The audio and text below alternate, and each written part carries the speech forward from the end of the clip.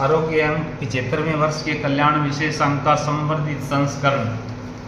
भूतल पर आयुर्वेद के प्रकाशक महर्षि भारद्वाज। अब भूतदयाम प्रति जिस प्रकार पितामह ब्रह्मा ने अपनी संततियों पर दयार्द होकर आयुर्वेद ग्रंथ का निर्माण किया, उसी प्रकार प्रत्येक ऋषि प्राणियों पर करुणा के लिए ही आयुर्वेद के प्रति आकर्षित हुए हैं। हिमालय प्रदेश में जो बहुत से ऋषि इकट्ठे हुए थे, उसका उद्देश्य ही रोगों से पीड़ितों को बचाने का था। अर्थात मैं क्या करूं, कहां जाऊं कि संसार के प्राणी रोग से रहित हो जाएं। मैं किसी व्यक्ति को रोग से ग्रसित देखने में समर्थ नहीं हूं। यह आवाज़ केवल आत्रेय ऋषि की ही नहीं अपितु प्रत्येक ऋषि की थी। इसलिए बिना बुलाए सभी हिमालय प्रदेश में एकत्रित हो गए। भारद्वाज की परदुख का तरता। भारद्वाज मुनि बचपन से ही जनता के सुख में ही अपना सुख देखने लगे थे। वे देवगुरु बृहस्पति के पुत्र थे। वहाँ के वातावरण ने उन्हें समझ रखा था कि प्रत्येक मानव का कल्याण वेद से ही संभव है। अतः उन्होंने समग्र वेद की प्राप्ति का संकल्प ले लिया। वे वेदाध्ययन में दिन रात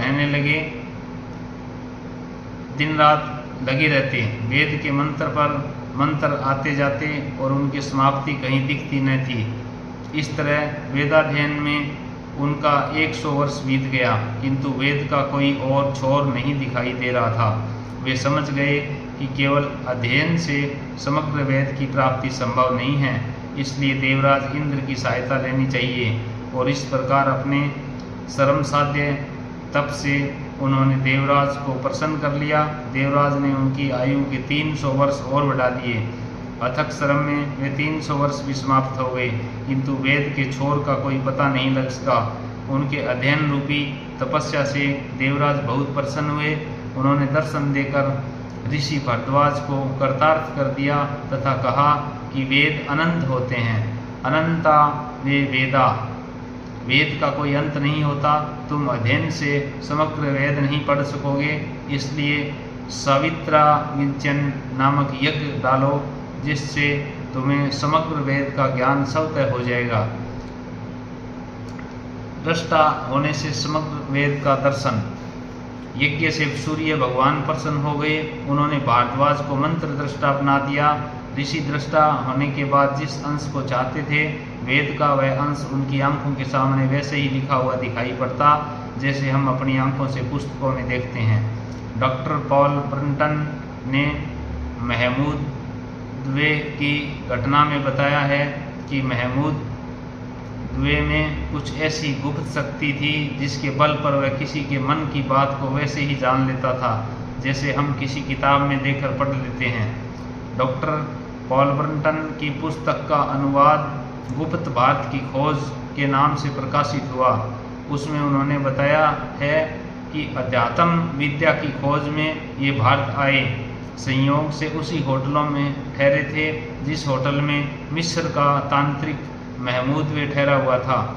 सवेरे उठकर डॉक्टर पॉल ब्रंटन ने देखा कि उसके बगल वाली कोठरी में लोग बड़े अदब के साथ क्रमबद्ध आ रहे हैं और किसी से मिलजुल कर लौट रहे हैं। इन्हें पता चला कि इसमें मिस्र के तांत्रिक महमूदवे ठहरे हैं और मन की बात बताते हैं। पॉल ब्रंटन को बड़ी प्रसन्नता हुई कि भारत की धरती पर पैर रखते ही एक गुप्त शक्ति के स्वामी से उनकी भेंट हुई। वे भी अवसर पाकर महमूदवे से मिले।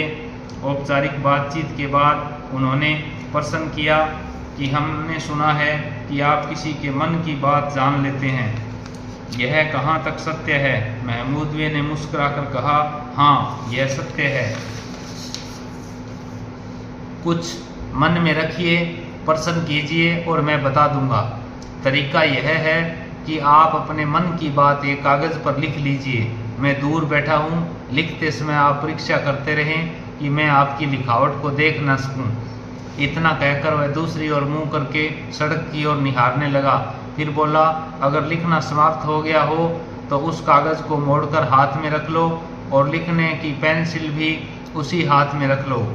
डॉक्टर पॉल ब्रंटन ने कहा, हाँ, मैंने पेंसिल कागज़ को हाथ में रख लिया है।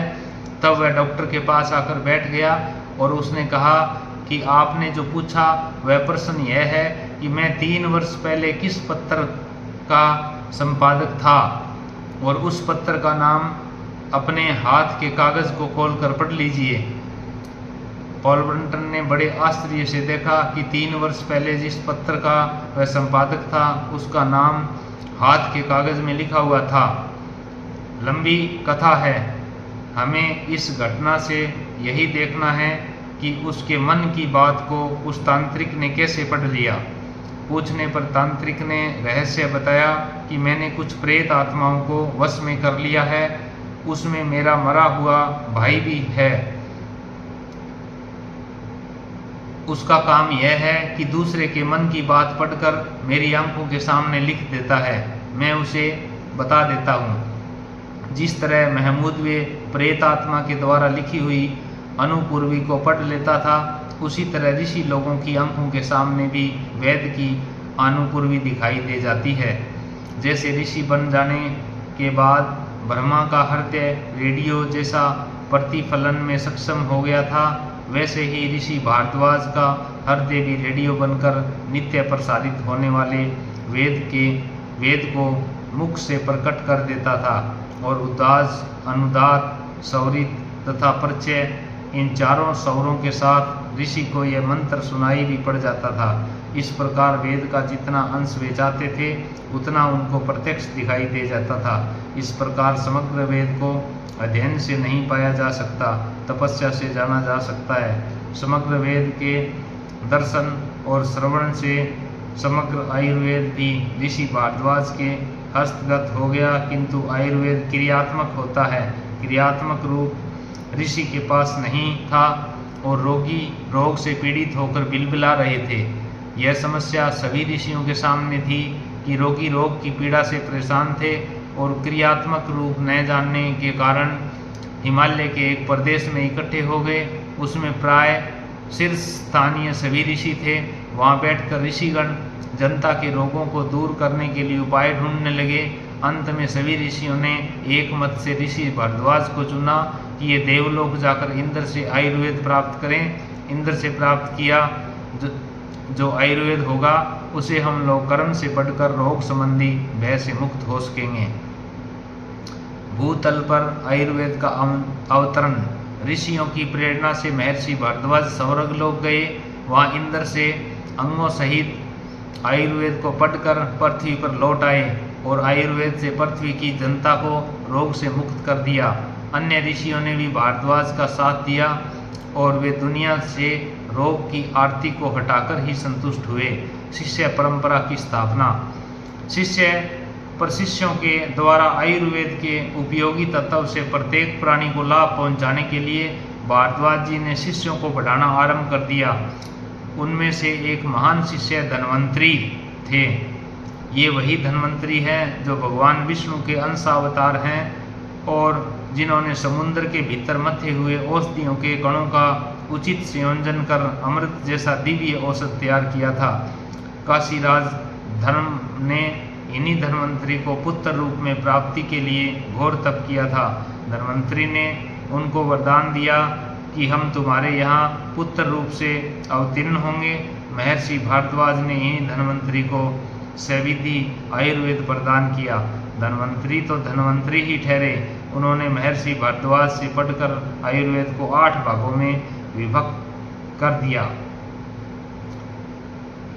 इसी तथ्य को ब्रह्मांड पुराण ने भी लिखा है। धन्यवाद।